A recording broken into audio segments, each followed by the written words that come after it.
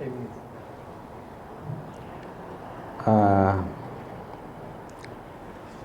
afternoon, brother and sister in Dhamma.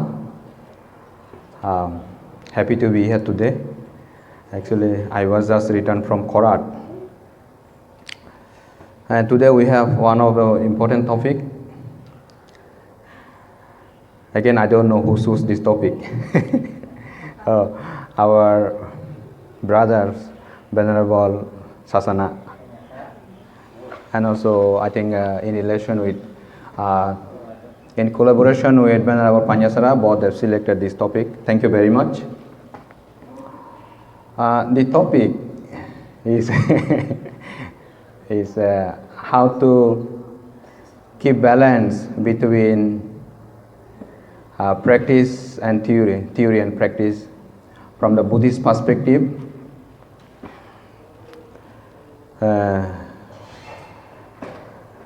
Actually, when we talk theory, and it seems very easy. So, the entire Buddhist discourses have been expounded based on theory, not practice. Even the Buddha, he has spent 45 years in disseminating the teachings of the Buddha, his teachings in different parts of the India and thus throughout the world. Actually, these teachings are the theory. Then when we talk about the practice, what is the real practice? Now here we are learning at the MCU. We are having our degree based on theory. And that is why they are trying to combine in between theory and practice. That's why we have to join in meditation. That means what we have learned over the years, over the course, then if we don't develop our mind, then what we have learned, it becomes not so valuable to us, not so valuable to the society. Because in order to bring the real teachings of the Buddha and apply the teachings of the Buddha into the society for the happiness of the people, then it must be combined with practice. One of the best example is the Noble Eightfold Path. Then the Buddha said, if you walk on this path, you will be free from repeated existence of birth and death. Then that is just what the Buddha said. And if Buddha said right understanding, then we just know that what is right understanding. But if we don't practice ourselves to see the reality and what is suffering and what is not suffering and why suffering occurs, and in relation with that suffering, what are the causes that related that makes someone to be more suffer in the life and trends the suffering in the real life.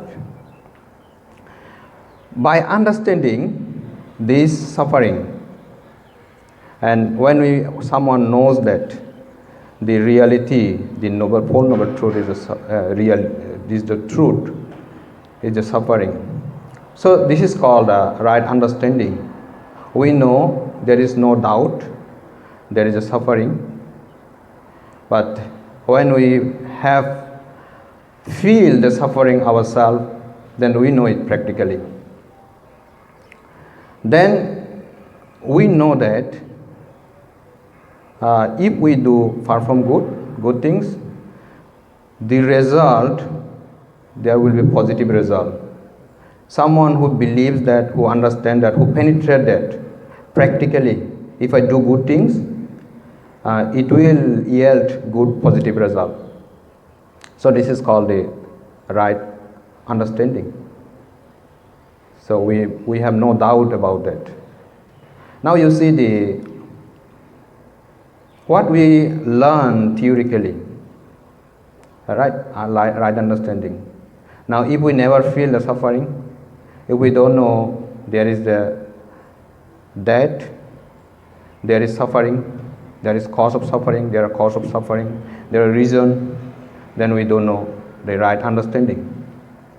Then what the right thought? We learn the theoretically what the right thought, but actually the right thought is the emotion. How we can develop the right thought, positive emotion and negative emotion. How we divert our mind when our mind mingled with the negative emotion and negative thought. What we learn that the right thought is a theory. But when we try to divert our mind from negative thought to positive, from negative emotion to the positive, suppose I am thinking negative, something negative about someone or something, then suddenly I realize that, oh, I am thinking against someone about negative, there is a negative feelings. So I should divert my mind from negative to positive. So this is called the practical application. So what I learned right thought theoretically, and because I can divert it. So therefore I said that the practice is the individual application, but the theory for everyone. I can explain everything, and we can explain everything, we can share everything, but we never can share our practical experience. This is one of the famous Buddhist scholar, Pital della Santina. I think Venerable Kundala, sometimes he knows. He was a teacher, a blind teacher. He taught at IBC in Sadao. He wrote a book, The Tree of Enlightenment. He mentioned that if we call it Nibbana, how do we know there is Nibbana? The person who attends the Nibbana, only he knows it. Suppose there is a beautiful ripened mango. I said that the mango is very sweet. Oh, time ran very quickly. Okay, in the conclusion, what we apply ourselves, this is called practice.